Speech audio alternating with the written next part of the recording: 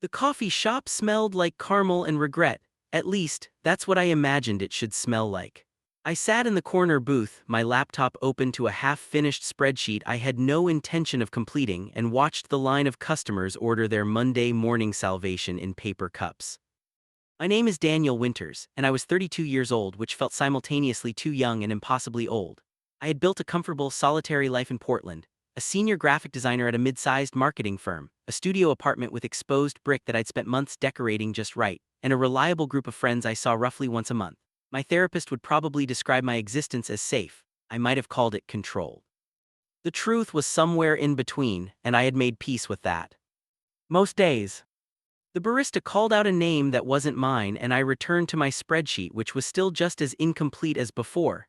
My phone buzzed with a Slack message from Marcus at the office, asking if I wanted to grab lunch.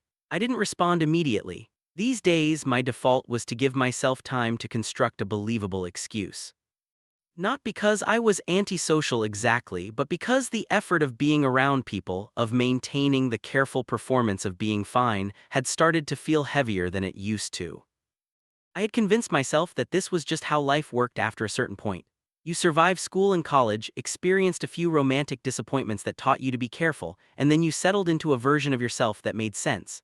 The version that didn't take risks. The version that showed up to work on time and had opinions about artisanal coffee and didn't let people get too close. The version that had learned not to hope for much. My phone buzzed again. This time it was a notification from LinkedIn. I had never understood why LinkedIn insisted on notifying me about connection requests, as though I cared very much about maintaining a professional social network. I almost dismissed it without looking, but something made me pause. Some strange instinct that I would later learn to recognize as fate, though I've never been particularly spiritual. The notification read, "You might know Jacob Morrison, he's recently updated his profile." My coffee, which I was in the process of drinking, went down the wrong pipe. I coughed, and I coughed hard, the kind of cough that made other customers glance over with concern. An older woman 2 tables down asked if I was all right. I waved her off with what I hoped was a reassuring gesture while my chest heaved and my eyes watered. Jacob Morrison. I hadn't heard that name out loud or even thought it consciously in over a decade, which wasn't quite true. I had thought it many times, usually late at night, usually with a very specific mixture of wistfulness and practiced indifference. The kind of thinking I did while lying in bed before sleep, the kind I never admitted to in the daylight. Jacob Morrison had been the boy who sat across from me in AP Biology senior year. He had been the boy who lent me a pencil on the first day and smiled, really smiled, not just a polite curve of the lips, but a full, genuine, almost surprised smile, as if he hadn't expected to find someone like me on the other side of that desk. He had been the boy I had spent an entire year watching, while pretending to be interested in mitochondria and cellular respiration. He had been the boy I had been too afraid to talk to, except in the forced, mundane way that lab partners were required to talk to one another.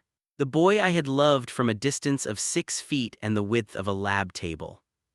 My high school years had been an exercise in careful compartmentalization. I had come out to my parents the summer before 10th grade, which had been terrifying and ultimately fine. They had cried not from anger or disappointment, but from their own mixture of emotions that took several years to fully untangle. By the time I got to Westfield High School, I was out in the official sense, but no one really cared. Being gay had been about as interesting as being left-handed, which is to say, noted and immediately forgot. Except when it wasn't. Jacob Morrison had transferred to Westfield at the beginning of senior year, which meant he had missed all the time when I had established myself as the relatively invisible gay kid who got decent grades and didn't make a fuss. He had arrived like a plot point in a movie I hadn't asked to be in, beautiful and kind, and entirely unaware of his own power to turn someone's carefully constructed world sideways. He had been tall, which mattered less than it probably should have, but mattered nonetheless. He had had the kind of face that probably looked like his father's, with a strong jaw and gentle eyes that seemed to find amusement in almost everything. He had been on the soccer team. He had dated a girl named Amanda for most of the year, which I knew because I had trained myself to notice these details the way other people might notice the weather. That final year of high school, I had perfected the art of unrequited longing. I had perfected it so well that I had spent the last 12 years applying those same skills to the rest of my life. I didn't let myself want too much. I didn't let myself imagine futures that seemed unlikely. I didn't let myself believe that good things happen to people like me. The coffee shop continued its Monday morning routine around me. The espresso machine hissed. Someone asked for an extra shot. The door chimed as new customers arrived. None of it mattered because I was looking at my phone, at the LinkedIn notification, at the small professional photograph of Jacob Morrison that the algorithm had decided to show me. He was still beautiful.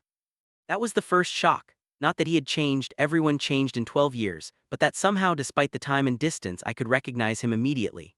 There was the same gentle slope of his shoulders, the same slightly crooked smile. The professional photo showed him in a blazer standing in front of a sunset, and even in this compressed, corporate-approved version of himself, there was something undeniably warm about him. I clicked on the profile with slightly trembling fingers. Jacob Morrison, the profile read, was now a therapist. He lived in Portland. Portland. The same city I had moved to 8 years ago, the city I had chosen specifically because it felt like a good place to disappear into, and he had apparently chosen it for considerably more noble reasons, to help people with his psychology degree and his gentle demeanor and his willingness to actually see other human beings. He had a therapist profile on 3 different platforms. He had a small practice, mentioned in the bio, in the Pearl District, which was roughly 15 minutes from my apartment.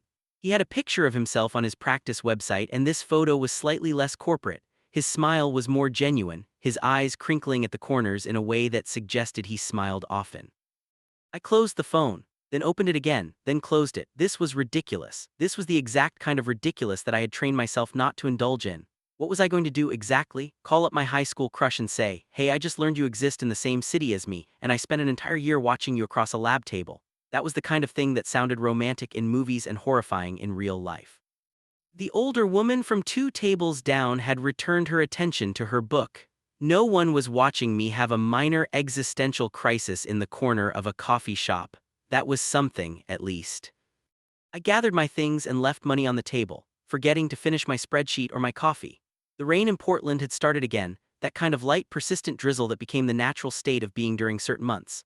I walked without direction, my mind circling around Jacob Morrison like a moth that had been dormant for 12 years and had suddenly decided, against all reason, that the light was worth investigating again. The truth was, I had constructed my life as a kind of fortress against disappointment. I had made choices that were safe, that didn't require too much vulnerability, that allowed me to maintain a kind of emotional distance from the things I wanted.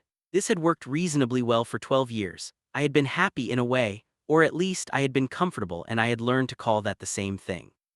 Now, walking through the Portland rain, I felt the first real crack in that carefully constructed wall.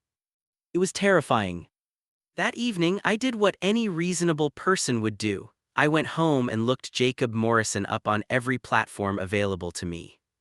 This was slightly more complicated than it should have been because Jacob Morrison was apparently a relatively common name, and I had to filter through several LinkedIn profiles, 2 Instagram accounts, and a Facebook page before finding the right one.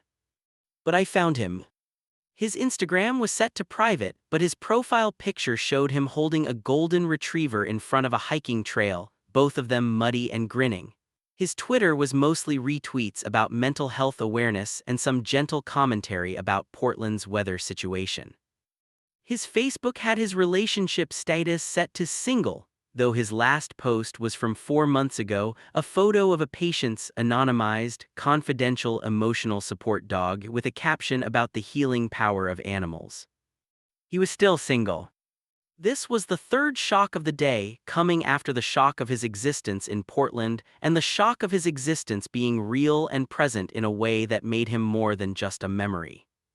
He was still single and he lived in Portland, and he apparently spent his free time hiking and taking pictures of dogs. I spent the next hour constructing and deconstructing various reasons why I shouldn't reach out to him. The most compelling was the fact that he would have absolutely no memory of me. We had spent an entire year as lab partners in a biology class 13 years ago. We had exchanged maybe a dozen words that weren't about the immediate task at hand. He had been dating someone. I had been a nervous, closeted boy, well, technically out, but closeted in every way that mattered, which was internally. He would have no reason to remember me, and approaching him now would be like trying to resurrect a feeling that had only ever existed in my own head. This was precisely the kind of logical reasoning that had served me well for 12 years. But now there was a crack in the fortress, and the rain outside seemed to be getting heavier, and I sat in my carefully decorated studio apartment with its exposed brick and its careful feng shui and felt something like loneliness for the first time in a very long time. I didn't reach out that night, or the night after that, It took me 5 days to work up the courage, and even then I had to construct the message with the kind of care usually reserved for defusing bombs. On Friday evening, I opened LinkedIn and clicked on Jacob Morrison's profile. My cursor hovered over the send a message button for what felt like an hour but was probably only 3 minutes. I typed, "Hey, this is weird, but I think we went to high school together at Westfield. You probably don't remember, but we were lab partners in AP Biology senior year 2011. I noticed you're in Portland too now. Small world, I'd love to catch up if you're interested." Then I deleted it and typed, "Hi Jacob, long shot, but I think we might have gone to high school together. Were you at Westfield in 2011? This version was better. It was casual, non-threatening, and didn't presume anything. I read it 3 times. Then I pressed send before I could change my mind. The message delivered immediately, as messages do. And then I set my phone down and waited, knowing logically that he might not respond for days or at all, or might respond with pleasant confusion that didn't lead anywhere.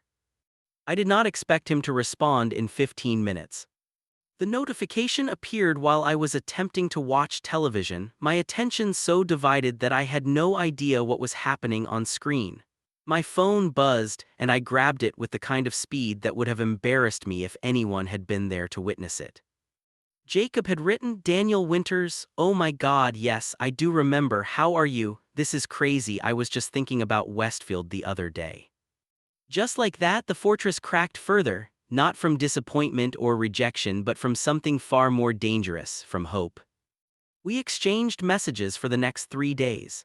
At first, they were catching up messages, the kind of thing you'd expect from people who had spent 1 year together 12 years ago and had then spent 12 years not thinking about each other, or in my case, thinking about each other occasionally, which I absolutely did not mention.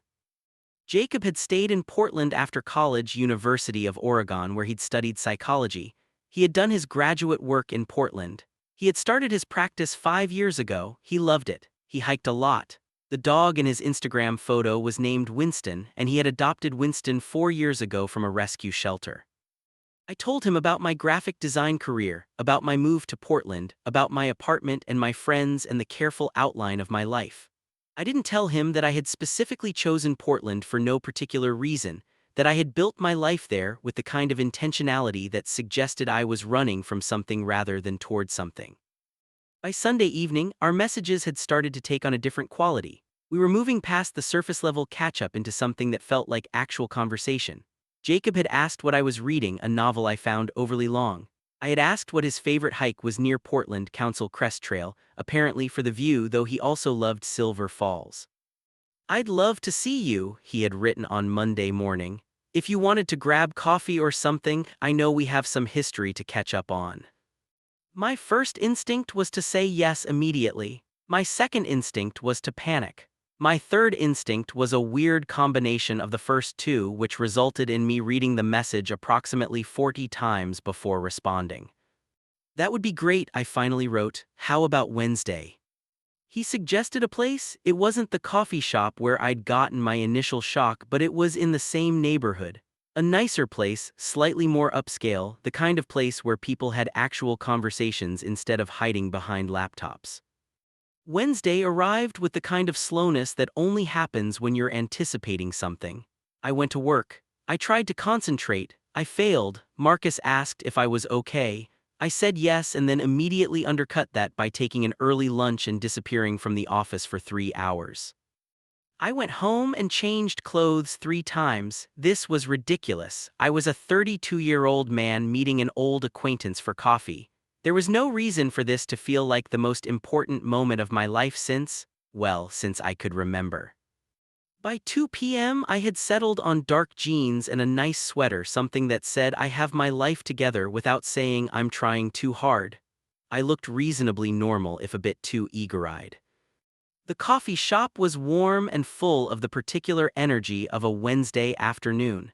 It was the kind of place that seemed to attract people who had somewhere to be and people who were very carefully avoiding somewhere they should be. I fell into the second category, I was sure. I arrived 5 minutes early and got a table by the window.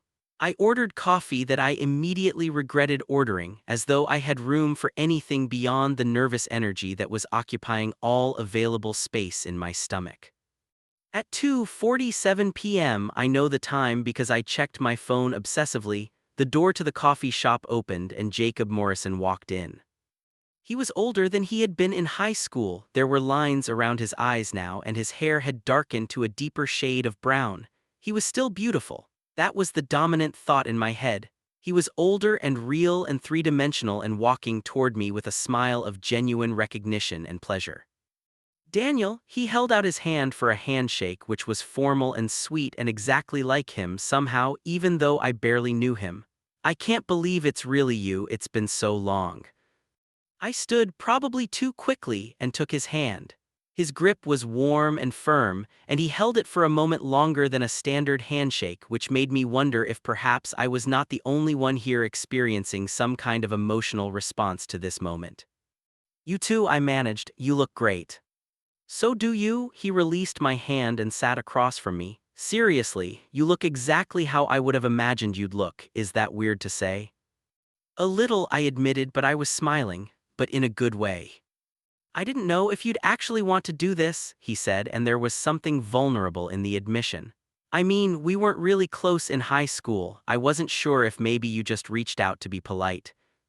"I considered that possibility," I said, which was honest. "But I was curious about where you ended up, what you've been doing." "Same," he looked out the window, then back at me. "You know, I did remember you, like I remembered you immediately when you messaged me. But I also wanted to say, I remembered you before that. Not constantly or anything, but sometimes I'd think about biology class and remember this really kind of brilliant guy who always had the smart questions. I was trying to impress Amanda, who was so obviously not interested in anything but her phone, and meanwhile there was this other person who was actually curious about how things worked. My coffee went down the wrong pipe again. I coughed, and Jacob reached over to hand me a napkin with a slightly amused expression, as though this was a tendency of mine he had somehow already accounted for. "Sorry," I said, "you just surprised me." "Good surprised or bad surprised?" "Good surprised." I took a sip of water. "Really good surprised." We talked for 2 hours. It was the kind of conversation that made everything else fall away: the coffee shop, the other customers, the rain that started up outside the window. We talked about college, about the strange period after college when you're trying to figure out who you are without the institutional structure of school. We talked about why we'd both ended up in Portland, and it turned out we both had chosen it for similar reasons. It felt like a place where you could start over, where the rain and the mountains and the general Pacific Northwest aesthetic meant something about being reborn. He told me about his therapy practice, about the particular kind of patient he seemed to attract.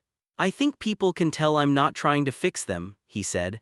"I just want to help them understand themselves better. That's the real work, I think, not fixing, just understanding."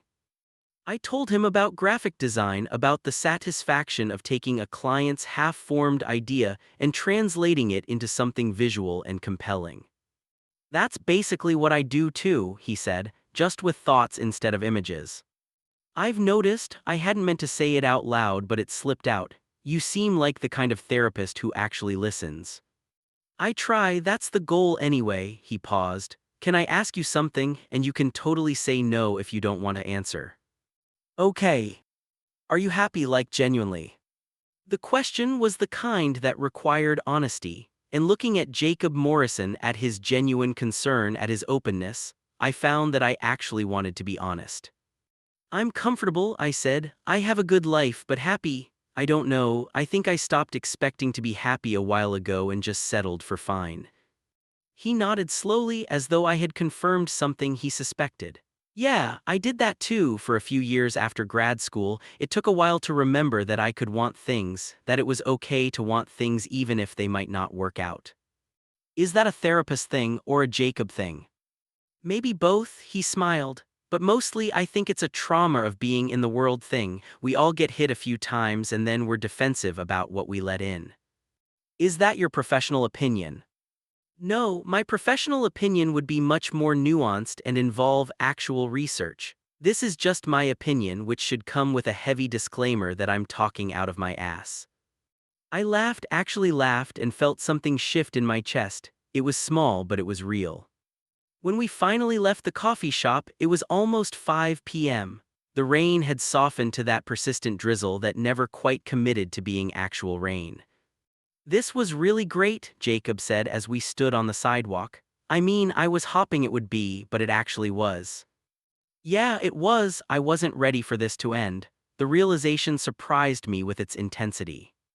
"Can we do it again?" He said it with a kind of hopeful uncertainty that made him seem younger than 34. "Like maybe dinner next week if you want to." "I want to," I said, and I did. Against every instinct I had carefully cultivated over the past 12 years, I wanted to say yes to this. The dinner happened on Friday at a Portuguese restaurant that Jacob recommended. I arrived early again, my careful punctuality a holdover from jobs and relationships that required it. I was shown to a table with a candle and a good view of the kitchen, where I could see the controlled chaos of people doing work they cared about. Jacob arrived with wet hair from what had apparently been a hiking session earlier that afternoon. He had tried to dry it and mostly succeeded, but there was still something slightly rumpled about him that made him more attractive, not less. He wore a dark gray shirt that brought out his eyes, and I found myself noticing this with the kind of attention usually reserved for design work. "Sorry, I'm still kind of wet," he said, sitting down. "I was at Council Crest right up until I realized what time it was." "You could have canceled," I said. "Why would I do that?" He looked genuinely confused. "I've been looking forward to this all week." The dinner was better than the coffee. There was wine and food that tasted like care and intention, and the conversation had started to develop the rhythm of people who might actually like each other. I found myself leaning forward, listening more carefully. I found myself making jokes and being pleased when Jacob laughed at them. Near the end of the meal, he asked about my dating history, which was the kind of question that could have been awkward but somehow wasn't, not with him. "There have been a few relationships," I said. "Nothing that really stuck. There was someone in my mid-20s. We lived together for about 2 years, but we wanted different things. He wanted to travel and be spontaneous, and I wanted to plan things and have a savings account and not be terrified all the time." "So you broke up?" "Mutually. Eventually, we're still friendly. The relationship was good, it just wasn't right, if that makes sense." "It does. I had something similar. There was someone I dated seriously in grad school. We were together for about 4 years. He took a sip of wine. "It was good while it lasted, but we grew in different directions. She wanted the traditional path: marriage, kids, suburbs. I was more interested in being alone for a while, figuring out what I actually wanted instead of what I thought I should want." "Did you figure it out?" "Some of it. I know I like being alone but not lonely, if that makes sense. Like, I'm fine on my own, I have friends in my practice and Winston, but there's something about having a person." He paused, looking for the word. "Having a person who sees you, who actually knows you. I think I want that. I just wasn't sure if I'd find it." He was looking at me when he said it, and I realized with a kind of electric clarity that this might not be just the two of us catching up on lost time. This might be something else entirely. "I think I understand that," I said quietly. After dinner, he asked if I wanted to take a walk. It was still drizzling, but not in an unpleasant way. Portland rain was its own kind of weather, something you had to accept rather than resist. We walked toward the waterfront, following the path as it wound along the river. "Can I ask you something else?" Jacob said after we'd walked in comfortable silence for a while. "Sure." "In senior year, did you, I mean, I'm trying to remember, were you out then?" "Yeah, I came out sophomore year. By senior year it was fairly old news." "Why?" "I'm just trying to remember if I knew that or not. I feel like I should remember things better than I do." "Do you have a reason for wanting to remember?" I asked, though I was fairly sure I already knew the answer. He stopped walking and turned to face me. The waterfront lights reflected off the wet pavement and his eyes, making him look like something from a film, which was unfair but not something I was going to correct him on. "Yeah," he said, "I do, but I want to make sure I'm reading this right. Like the fact that you reached out to me after 12 years and that you wanted to have coffee and that you said yes to dinner. I don't want to assume something that isn't there, but I also don't want to let this moment pass without saying that I think there might be something here, between us." I had spent 12 years not being honest about what I wanted. I had spent 12 years pretending that the longing didn't matter, that it was just a teenage thing that didn't have any bearing on my adult life. I had spent 12 years being safe. There is, I said. I think there has been since senior year, if I'm being honest. He smiled, the kind of smile that reached his entire face, that made him look younger and more genuine than any professional photo could capture. I was really hoping you were going to say that. He kissed me then there on the waterfront with the rain misting down and the river moving past us. It was gentle and tentative and perfect in its imperfection. It tasted like wine and potential and all the things I had convinced myself I didn't deserve. When we pulled apart, I was breathing harder than the moment probably warranted. Is this crazy? I asked. A little, but I think I'm okay with that. He took my hand. Are you? Yeah, I said, I think I am. We walked for another hour, not going anywhere in particular, just being in the same space as the rain fell and the city hummed around us. We talked about what this meant, what it could mean. We were both careful, both aware that we had just resurrected something that had only ever existed on one side of an equation before. But there was also something brave in it, something that felt like maybe, just maybe, the universe had been trying to tell me something for a while and I had finally been stupid enough to listen. The next week was the kind of week that made everything else feel slightly surreal. I went to work and tried to concentrate on client projects and found that my mind kept returning to moments from the evening before, the feeling of his hand in mine, the smell of his shampoo, the way he had laughed at a joke about the Portland coffee industry. We texted constantly, little things throughout the day, a photo of Winston dressed in a ridiculous sweater, a thought about a TV show, a thinking of you that I knew I shouldn't have responded to as emotionally as I did but absolutely did anyway. We planned another date for Wednesday and another for the following Saturday. By the third date, I had started to feel less like I was living in a dream and more like I was living in reality for the first time in a long time. I need to tell you something, I said on that third date over dinner at my apartment. I had cooked badly but with intention, and we were sitting on my terrible couch that I had special ordered because it had a very specific aesthetic.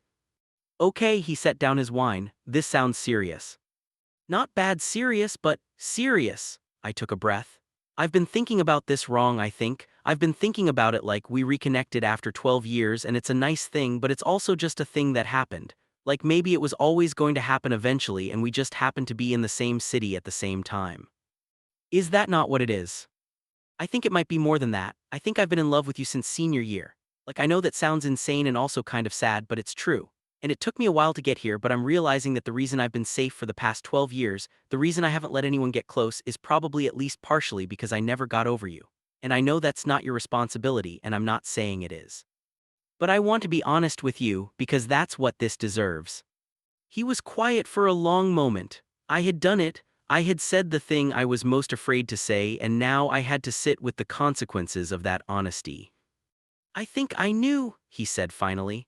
Not consciously but somewhere in my brain, the way you looked at me sometimes in lab, the way you remembered things I had said, things I thought nobody had paid attention to. I thought I was imagining it, but I also knew it was real.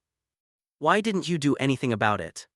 Because you were 16 and scared, even if you were brave enough to be out. Because I was 17 and stupid. Because sometimes the world just doesn't align in the right way at the right time and you have to wait and hope that it might eventually. He moved closer to me on the couch. But I'm also saying that I've spent the last 2 weeks feeling like this might be the alignment that I've been hopping for, and I want to try.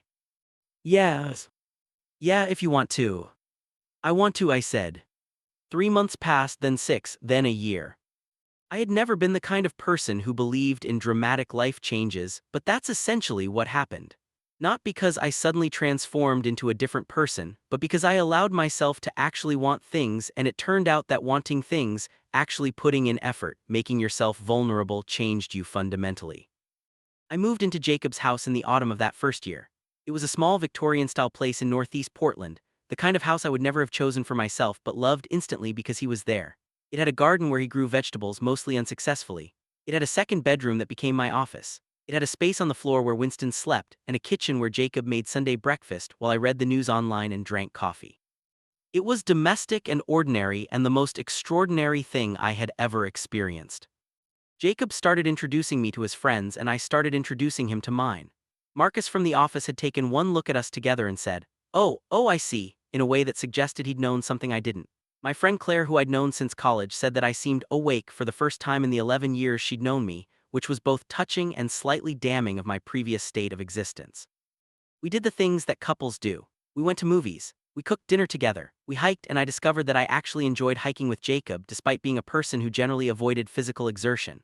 We had arguments, small ones, mostly about how to load the dishwasher and whether streaming services were actually worth their subscription fees. We made up from those arguments in ways that felt simultaneously new and inevitable.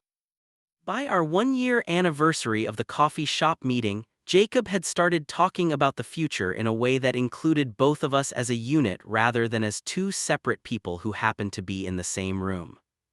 "I'm thinking about getting a dog," he said one evening, which seemed like a non sequitur until I realized it wasn't. "Like, a second dog.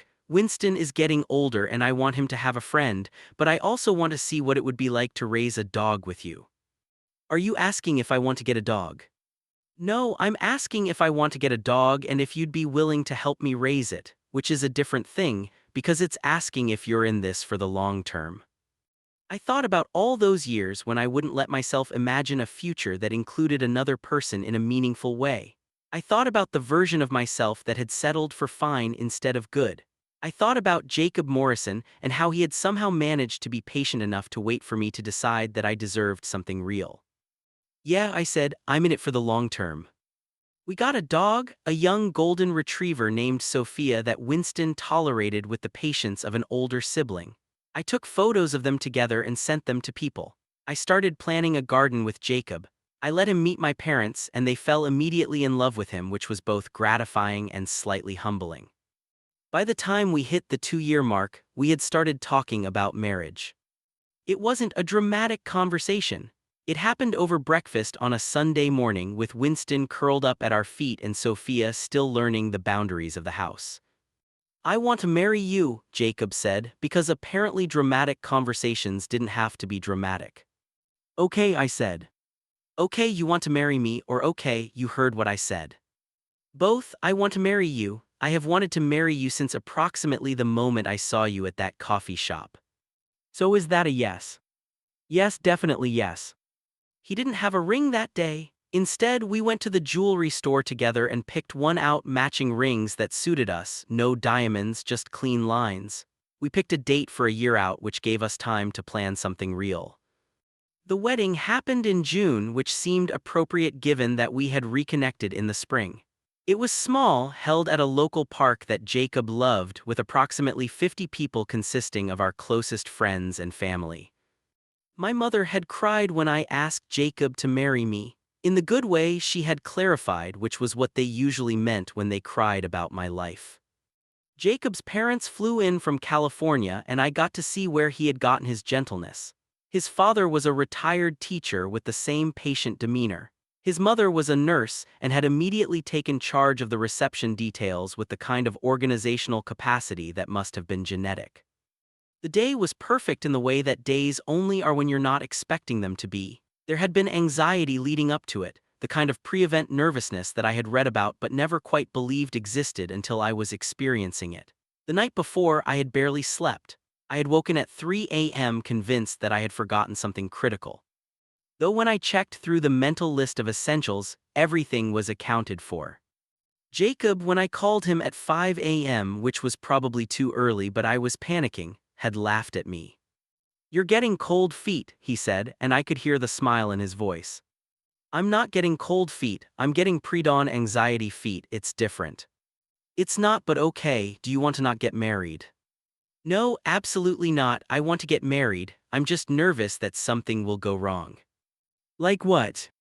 I couldn't actually articulate what I was afraid of. The weather was supposed to be perfect. All the logistics were handled, my suit fit, Jacob's suit fit, the flowers had been delivered, the cake was ready, the photographer was confirmed, there was nothing left to go wrong except the fundamental fear that this was all too good to be true, that I would somehow wake up and realize I had imagined the entire past 2 years. "I just have a bad feeling," I said. "I'm going to tell you something," Jacob said, and his voice had shifted to the calm, gentle tone he used with his patients. Though he never admitted that he used that tone, he absolutely did. "Everything that's happened from the moment you messaged me on LinkedIn has been real. This is real, I am real, the fact that we found each other again is real, and today is going to be real too, and it's going to be good." "How do you know?" Because I know you and I know what we have, and I'm not nervous because I already know this is right, so maybe trust me on that for a few more hours. By the time we actually got married, the anxiety had settled into something more manageable. I stood in the park with my best man Marcus, who had given a surprisingly touching speech about knowing all along that I was meant for someone on one side and my father on the other, and watched Jacob walk toward me with Winston on a leash, which had been Jacob's insistence. No dogs, no wedding, essentially. The ceremony itself was brief, which suited us both. There were readings from friends. Claire read a poem about finding your way to someone. One of Jacob's college friends read something about the patience of love. And then it was just the two of us saying words we had written ourselves, words about how we had loved each other before we knew each other, and how we wanted to keep loving each other for the rest of our lives. I cried, Jacob cried, his mother cried, my mother definitely cried. It was the kind of emotional experience that people always seem to have at weddings and I had never quite believed existed, and then suddenly I was living it and it was real and powerful and everything. I now pronounce you married, the officiant said. She was a friend of Jacob's from his therapy program, which was very fitting. You may kiss. I kissed Jacob in front of all those people, and it felt like coming home and like starting something brand new all at the same time. The reception was in a tent in the same park, strung with lights and flowers. We ate food that Jacob's mother had helped coordinate. We danced, and it was awkward in the beginning because we hadn't had time to take formal dance lessons, but by the third song we had figured out our rhythm. Hi, Jacob said as we swayed to something slow and instrumental. Hi, I said back. You're my husband now. You're my husband too. I know, but I wanted to say it out loud. You're my husband, and that's going to be true tomorrow and the day after that and for a very long time after that. I'm counting on it, I said. We left the reception around midnight, which felt decadent and romantic. Jacob had booked us a hotel for the night, not a honeymoon, because we were planning a trip to the coast for that, but just a night where we didn't have to go home and deal with the reality of having 50 people in our lives for a day. In the hotel room, there was champagne and chocolate-covered strawberries, which felt like a cliché, but I appreciated it anyway because it was the kind of thoughtfulness that was very much Jacob. He had probably arranged it weeks ago. Are you happy? He asked, and it was the same question he had asked me that first day at the coffee shop, though the context had changed entirely. Extraordinarily happy, I said. You? Same, I keep waiting for this to feel real and it keeps being real. Maybe that means it is real. Yeah, he pulled me close, I think it does. We didn't have sex that night, though I had assumed we might. Instead, we stayed up talking until almost 3 a.m., which had become a habit of ours. We talked about the wedding, about how we felt about the people who had showed up to celebrate with us. We talked about the future, about the house we wanted to renovate, about the trips we wanted to take, about the kind of life we wanted to build together. I've been thinking, Jacob said at one point when we were lying in bed and the lights of Portland were visible through the window, about maybe adopting a kid someday. I know that's a big conversation and we can talk about it more when we're not exhausted and emotionally saturated. But I just want to say that the thought of having a family with you doesn't scare me anymore. It just feels like something I want. I let that sit for a moment, turning it over in my mind. A few years ago, even a few months ago, the thought of being that committed to someone, of bringing another person into our lives, it would have terrified me. But now, lying in bed next to my husband in a hotel room in Portland, it felt not just possible but right. Okay, I said. When we're less emotionally saturated, we can talk about it, but I don't think it's a bad idea. I think it might be a really good idea. Yes. Yeah. The next year was strange in a way that I couldn't quite articulate. Not bad strange, but strange nonetheless. Marriage, it turned out, was both exactly what I expected and nothing like what I expected. I had expected it to be this grand, transformative thing that would suddenly make everything make sense. And in some ways it was. There was definitely something about introducing myself as my husband that felt like finally telling the truth about something fundamental. But it was also remarkably mundane. We still argued about the dishwasher. We still had seasons where one of us was busier than the other and we had to consciously make time to just exist in the same space. We still had moments of doubt and uncertainty.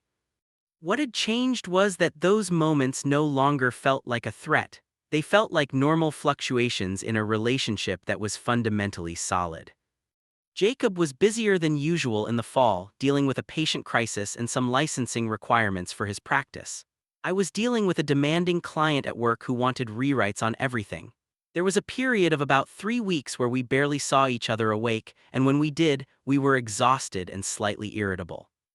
On a Friday night, after a particularly long day, I came home to find Jacob asleep on the couch with Winston curled up against him. Sophia was on the other end of the couch, taking up more space than a dog probably should. The house was dark except for the light from the kitchen, and there were dishes in the sink, and the laundry basket in the corner was overflowing. It was a mess, and for a moment I felt the old anxiety creep in, the sense that I had let someone down, that I was failing at this, that this was going to fall apart because I wasn't good enough at maintaining things. But then Jacob woke up slightly, saw me, and smiled in that particular way he had, not fully awake, slightly rumpled, completely genuine. "Hey," he said sleepily. "Hey yourself, come to bed." Yeah, I'll come to bed." He untangled himself from the dogs and took my hand, and we went upstairs together. The dishes stayed in the sink, the laundry didn't get folded, and it was fine. It was more than fine. It was normal and human and real in a way that the perfect version of my life, the carefully curated version I had tried to maintain for so long, never could be. The adoption process started in January of the year after our wedding. It was simultaneously the most bureaucratic and most emotionally loaded process I had ever experienced. There were forms and background checks and home studies and interviews. There were conversations with social workers about our financial stability, our living situation, our support systems. The process took 8 months. During those 8 months, I became hyper-aware of the fact that we were being evaluated. Not in a judgmental way, but in a way that made me think carefully about who we were and whether we were the kind of people who should be trusted with a child. Jacob found it all slightly amusing. "We're already doing fine," he kept saying. "We have stable jobs, we have a house, we love each other, we have dogs. The only thing we could possibly need is a kid. They're making sure we're not going to fuck them up," I said. "Well, I'm a therapist, I know about fucking up. I've probably fuck up a little bit, but I also know how to address it. That seems like it might be a plus." The home study was done by a woman named Patricia who seemed perpetually unsurprised by anything we said or did. She asked about our routines, our financial plans, our parenting philosophy. She asked about our relationship, whether we fought, yes, whether we communicated, yes, whether we had a support system, yes, extensive. "You seem like you'd be good parents," she said at the end, which was both validating and anxiety-inducing because it meant we were being taken seriously. By September, we were approved. The waiting list for adoptable children in Oregon was long, usually several years for infants, though shorter for older children. We had decided we were open to children of any age, though we had a preference for elementary school age. We wanted to adopt someone old enough to understand that we had chosen them, but young enough that we could still shape their understanding of what family meant. The wait after approval was another 6 months. During those 6 months, I became obsessed with preparation. I painted a room that would be the child's room. I researched schools. I read books about adoptive parenting. I worried constantly about whether we were ready, whether we would be good at this, whether we would somehow screw this up in the way that all parents, I was learning, eventually screw things up. Jacob watched this process with patient amusement. "You know," he said one evening when I was reorganizing the child's room for the 5th time, "you're spiraling." "I'm not spiraling, I'm preparing." "You're spiraling while preparing, it's the opposite of helpful." "How is preparation the opposite of helpful?" "It's not, but overthinking preparation is, and you're definitely overthinking." He sat on the bed, which was made up with new sheets, waiting for a child who didn't exist yet. "What are you actually worried about?" I sat down next to him. "Everything, that we won't be prepared enough, that we won't know what to do, that the kid will hate us, that we'll mess up their life." "Those are all legitimate worries," he said. "But they're also all worries that every parent has, whether they've adopted or not. Parenting is basically just doing your best and hoping it works out, and I think we're probably going to be okay because we care about being okay." That's not very scientific. No, but it's true. The call came on a Tuesday morning in March. I was at work in the middle of a client meeting when my phone buzzed with a call from Jacob. I didn't answer immediately, it was unprofessional, but as soon as the meeting ended, I called him back. "We have a match," he said immediately. "Her name is Lily, she's 8 years old, she's been in the system for 4 years, she likes drawing and horses and something called book talk. I don't know what that is, but apparently it's important. There's a packet they're sending over, we have to call them back within 24 hours if we're interested." "Lily." I tried to imagine an 8-year-old named Lily. I tried to imagine her in the room we had prepared with the bed we had chosen and the shelves we had filled with books. "What do you think?" Jacob asked, and I could hear the nervous energy in his voice. "I think yes," I said. "I think absolutely yes." The packet arrived by email that evening. Lily's photo showed a serious-looking girl with dark hair pulled back in braids. She was looking at the camera with a kind of guarded expression that broke my heart a little. According to her file, she had been removed from her mother's home 4 years ago due to neglect. She had been in 2 foster homes since then. She had behavioral issues mostly related to trust and attachment, but nothing unmanageable. She was intelligent. She loved reading. She wanted to be a veterinarian. "We should get horses," I said to Jacob as we read through the file for the 5th time. "Let's get through the first 3 months before we commit to livestock," he said, but he was smiling. We called the adoption agency back the next morning. Everything moved very fast after that. There were meetings with the current foster family. There was training for handling attachment issues. There was a psychologist who talked to us about trauma-informed parenting. Lily came to stay with us for a transition visit for a weekend. She arrived on a Friday afternoon with a trash bag of belongings and an expression that suggested she had learned not to expect much from people. Jacob and I had cleaned the house obsessively. We had prepared meals she reportedly liked. We had tried to make the environment as welcoming as possible while also not being creepy about it, a balance I had not known was so difficult to strike. She was smaller than I expected given that she was 8. She had the kind of wariness that I recognized from my own childhood, though my circumstances had been vastly different. She was being abandoned again and she knew it. We were new people, and new people always eventually returned her to somewhere else. "Hi Lily," Jacob said, his voice in that calm, warm tone. "I'm Jacob, this is Daniel, we're really glad you're here." She didn't respond, just looked at us with dark eyes that had seen more than a child's eyes should see. That first night she barely ate. She sat in the living room and watched us move around like we might suddenly turn on her. She had been given her own room, the one we had prepared, but she was terrified of being alone. Eventually, around midnight, she came downstairs where I was trying to finish a work project and couldn't concentrate. "Can't sleep?" I asked. "I don't like being upstairs," she said quietly. "That's okay, do you want to hang out down here for a while?" She nodded and sat on the couch, maintaining a careful distance. We sat in silence for a while, not talking, just existing in the same space. Eventually, she fell asleep and I carefully carried her upstairs and put her in her bed. By Sunday, she had started to thaw slightly.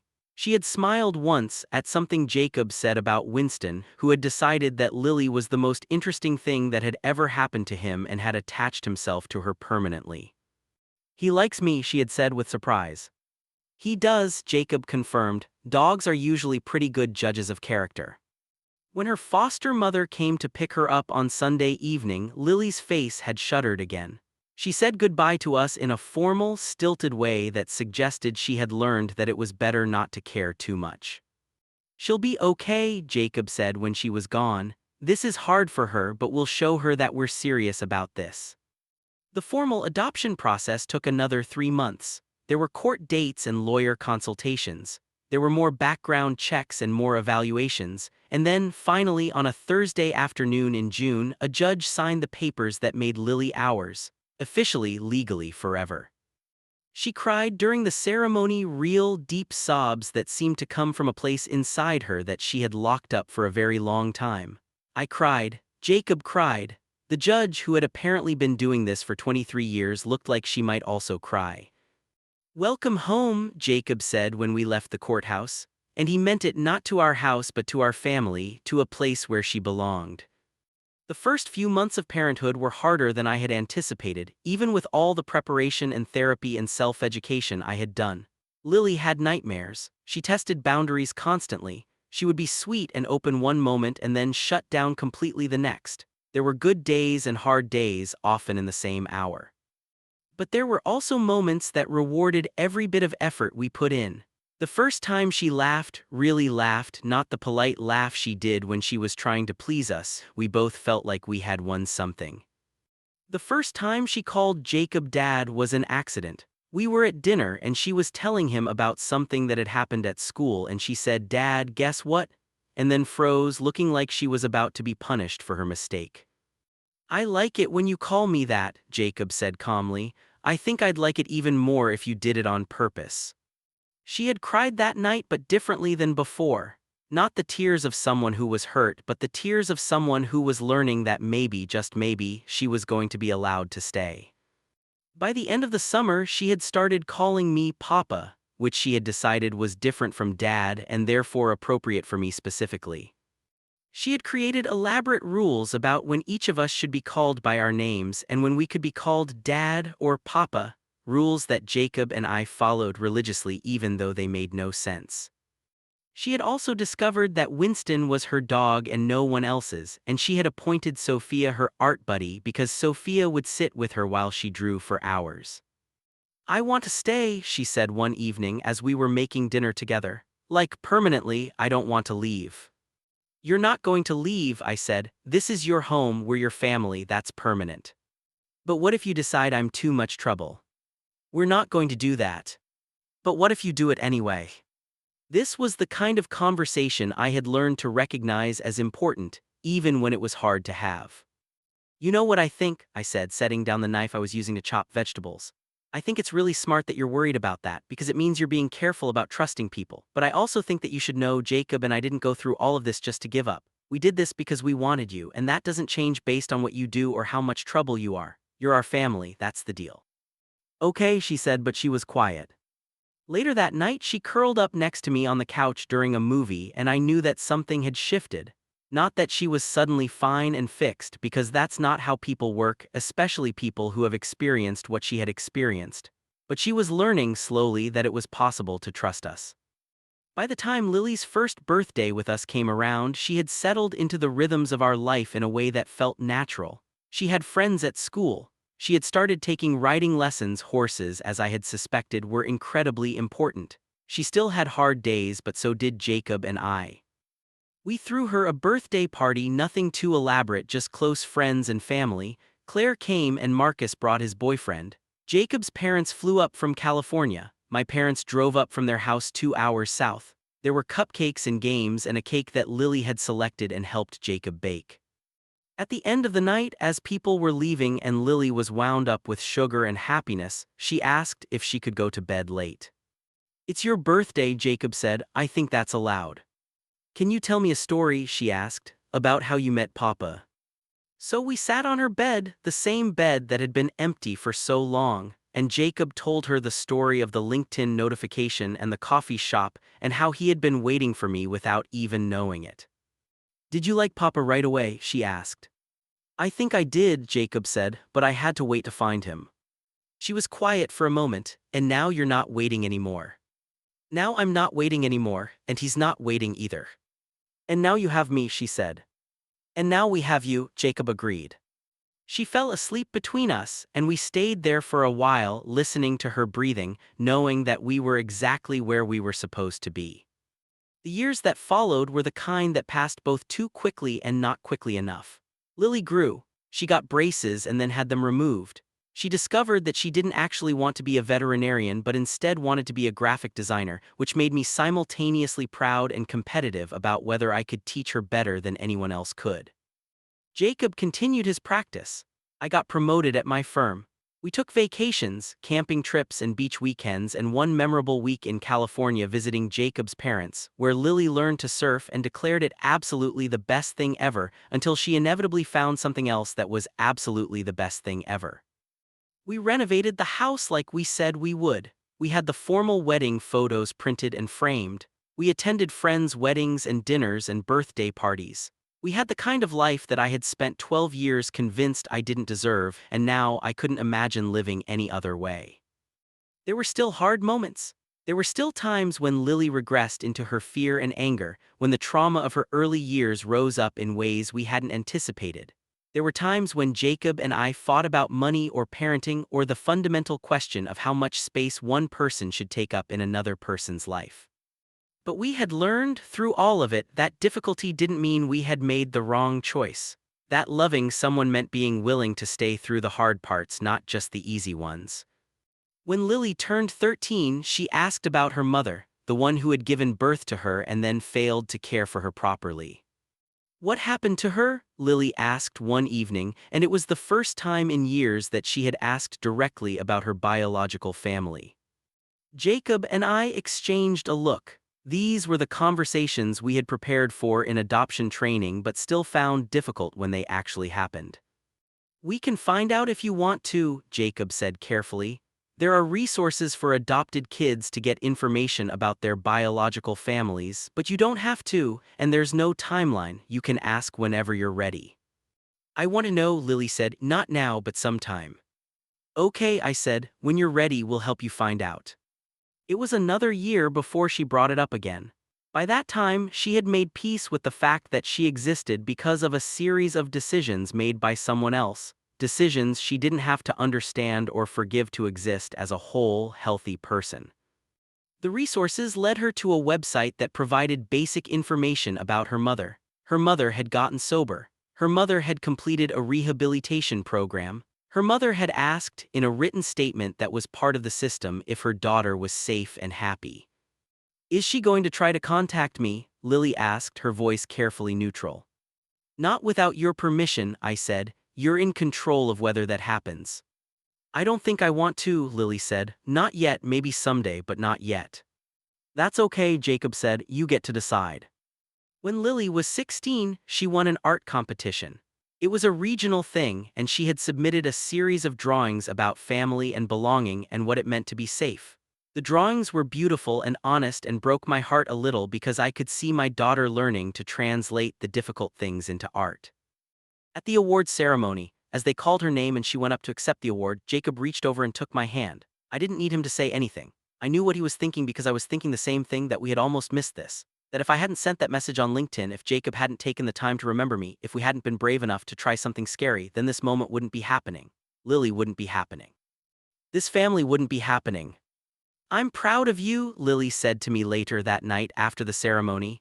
We were at home and she was showing me the formal certificate that came with the award. I'm proud of you too, I said. I'm proud of you all the time. Even when I'm being difficult. Especially when you're being difficult, I said, because that's when you're being real. Our marriage, by the time we hit the 10-year mark, had become the kind of thing that other people seemed to envy. Not in a way that felt arrogant, but in a way that suggested we had figured something out that was rare. We had somehow managed to build something that was both passionate and stable, both exciting and safe. We still had date nights, though now they often had to be scheduled around Lily's school events and activities. We still had sex, though the frequency had evolved as we had evolved, and we had come to peace with that. We still made each other laugh, and we still had moments where we looked at each other and felt the same flash of recognition that had started in a coffee shop 12 years ago. Do you ever think about that moment? Jacob asked one night as we were getting ready for bed, when you first reached out to me on LinkedIn. Sometimes, I said, do you? A lot. I think about how close I came to deleting that notification without reading it. I think about how many things had to align for that moment to happen, and I get a little weird about how much my life would be different if you hadn't hit send. I almost didn't, I admitted. I rewrote that message like 20 times before I sent it. I'm glad you did. Me too. He pulled me close and we lay there in the dark listening to the sounds of the house, the old heater clicking on, Winston snoring from his bed, the soft sound of the city outside our window. I love you, Jacob said. Which was something he said most nights, but I never got tired of hearing. I love you too, I said. I've been in love with you for a very long time. I know, he said, and there was a smile in his voice, but it's nice to hear anyway. The coffee shop where it all started had closed down 5 years ago, replaced by a boutique bookstore that Jacob frequented but I rarely visited. There was something about going back there that felt unnecessary, like trying to repeat a moment that had already changed us fundamentally. Instead, we went to the hiking trail Council Crest, where Jacob had always gone to clear his head. It was a Sunday morning in May and Lily was at a friend's house, so it was just the two of us and the dogs and the view of the city spreading out beneath us. We had hiked this trail probably 100 times over the years. It had become a ritual of sorts, a way of stepping outside of the regular rhythm of life and checking in with each other about bigger things. I've been thinking about retirement, Jacob said as we stood at the viewpoint looking out over Portland. You're only 50, I said, that's way too early. Not right now, but eventually, like maybe in 10 years, I wind down the practice. Maybe do some writing about therapy or mentoring younger therapists, something slower. What would I do while you're doing that? I don't know, what would you want to do? I thought about it. I had been the same job for 15 years at that point, which was a long time. I was good at it, but the work felt increasingly hollow. I had been thinking more and more about what would be next. I've been thinking about starting my own business, I said. Something smaller, maybe working with nonprofits and community organizations on design work, stuff that feels like it matters. That sounds good, that sounds like you. We could do it together, I said. Like, I design things, you help people figure out how to use those designs to build better organizations. We could be the world's most wholesome consulting duo. Jacob laughed. I like it, I like us having a plan. Do we have a plan, I asked, like for the next 10 years?